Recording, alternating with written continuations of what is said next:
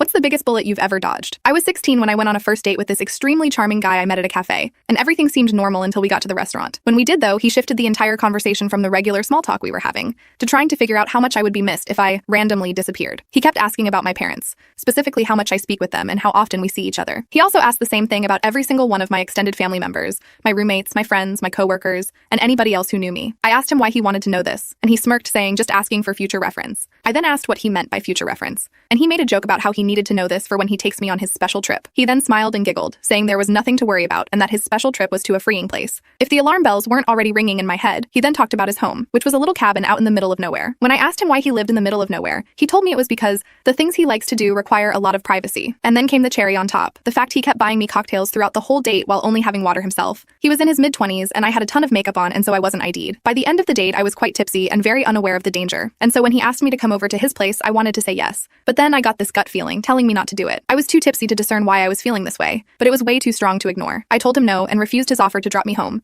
and called a cab for myself. It's only when I freshened up did I realize what had happened, and that if not for that gut feeling, I'd very likely be unalive right now.